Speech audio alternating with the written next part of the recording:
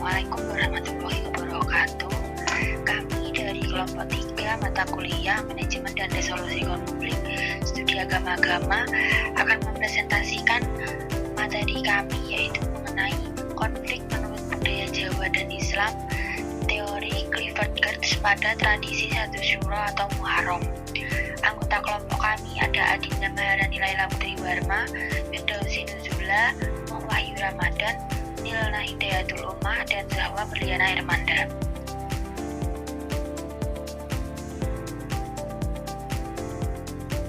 Yang pertama ada teori konflik budaya Islam dan Jawa.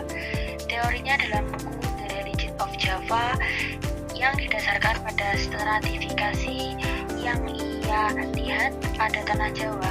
Clifford Geertz membuat kerangka analisis dengan mengklasifikasikan masyarakat Islam Jawa ke dalam 3 varian, yaitu abangan, santri, dan priai. Inilah yang disebut Clifford Geertz sebagai agama Jawa. Abangan yang mewakili penekanan pada aspek animistik dari Jawa dan secara luas dihubungkan dengan golongan petani. Santri yang mewakili penekanan pada aspek Islam murni atau Puritan dan umumnya dihubungkan dengan aspek dagang.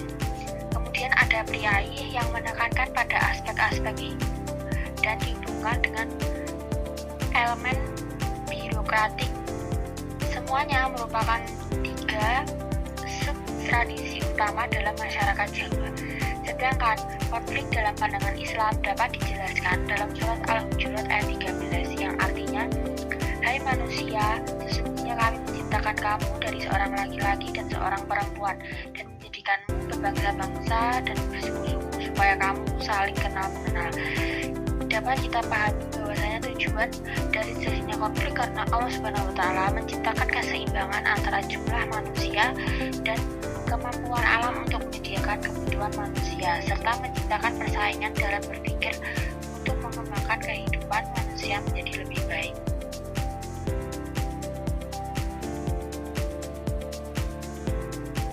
Analisis teori Clifford Geertz. Pandangan tentang abangan, santri, dan priai menurut Clifford Geertz memiliki keberagaman yang sangat berbeda.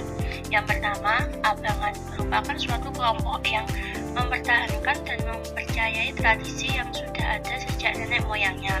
Yang kedua, santri merupakan suatu kelompok yang menyajikan secara benar berdasarkan tatanan syariah dan dianggap paling islami dalam masyarakat. Dan yang ketiga, priai merupakan suatu kelompok yang tradisinya lebih diyakini pada Hindu dan Buddha sebelum Islam.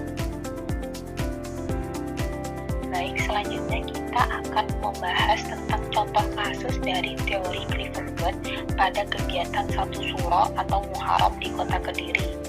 Ritus-ritus budaya yang bernuansa keagamaan ini merupakan upacara tradisi lokal yang masih banyak terjadi di lingkungan masyarakat, yang mana di dalamnya itu pasti berpotensi memicu konflik yang disebabkan oleh perbedaan terhadap gagasan atau pandangan-pandangan tertentu.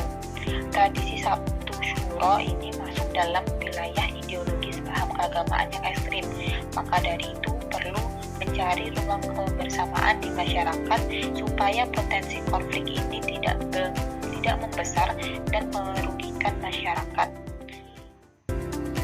Nah, kita memasuki asal-muasal dari upacara ritual Satu Syuro ini, yang mana dalam sejarah kerajaan Kediri berawal dari ketika tokoh Wiryadikromo ini bermimpi diperintah untuk merawat petilasan Sri Aji Joyoboyo. Menurut penuturan Siti Kasbingah selaku cucu Wiryadikromo, bahwa Eyang Wiryadikromo ini diperintahkan membersihkan dan merawat lokasi yang sekarang jadi Pamuksan dengan kalimat atau dengan pernyataan, "Besok anak turunmu bakal mangan waret nyandang api."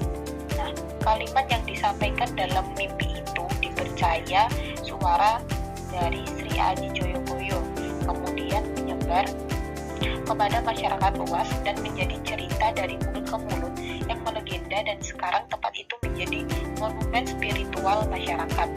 Tradisi bersih dusun dan ritual Satu Syuro bertujuan untuk mengabadikan sejarah keluhuran budi dan kebesaran Sri Aji Joyoboyo dari generasi ke generasi. Upacara ziarah satu suro atau satu Muharram ini diadakan sebagai bentuk penghormatan Sri Aji Joyoboyo yang merupakan raja dari Kerajaan Kediri. Pelaksanaan kegiatan tradisi untuk memperingati datangnya tahun baru Islam yang dalam kalender Jawa disebut Suroan. Dengan prosesi renungan dan doa kepada Tuhan Yang Maha Esa, ritual dilaksanakan di tengah keheningan malam dengan lantunan doa, membakar dupa, meletakkan sesaji, dan tabur bunga dengan maksud mengharap berkah dari Tuhan Yang Maha Esa sesuai dengan permohonannya masing-masing. Kemudian pada pagi harinya itu diadakan kirap pusaka dengan dibarengi rangkaian acara doa syukur yang dipanjatkan kepada Allah untuk para leluhur dan para pahlawan. Nah, memasuki dari teori Clifford ini, yang mana dari teorinya ini mencetuskan bahwa adanya santri, priai, dan abangan. Nah, dalam Pulau Jawa ini sendiri itu juga terdapat Islam moderat dan Islam fundamentalis dalam merespon tradisi lokal yang ada di dalamnya. Pada tradisi lokal ini mengarah diakulturasikan dengan gerakan islamisasi kebudayaan sebagaimana telah dilakukan oleh para wali terdahulu khususnya di tanah Jawa. Islamisasi menjadikan tidak harusnya menghilangkan tradisi atau kebudayaan lokal setempat kemudian digantikan dengan tradisi Islam, akan tetapi lebih mengarah pada titik temu antara keduanya. Nah, titik dari konflik yang terjadi pada ritual satu suro ini atau Muharram adalah bentuk respon dari masyarakat sekitar di Loka Moksa Sri Aji Joyoboyo. Masyarakat Desa Meneng mayoritas adalah warga NU yang memiliki karakter secara kolektif dan bersikap akomodatif terhadap tradisi lokal yang sudah diakulturasikan.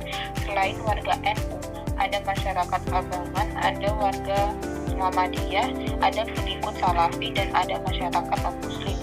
Gambaran sosial budaya di atas tadi yang saya jelaskan sekaligus menunjukkan masyarakat Desa Meneng memiliki keragaman paham keagamaan, sehingga potensi konflik dalam hal merespon terhadap kegiatan tradisi Loka Satu Suro di Loka Moksa Sri Aji Joyoboyo merupakan hal yang sulit dihindari.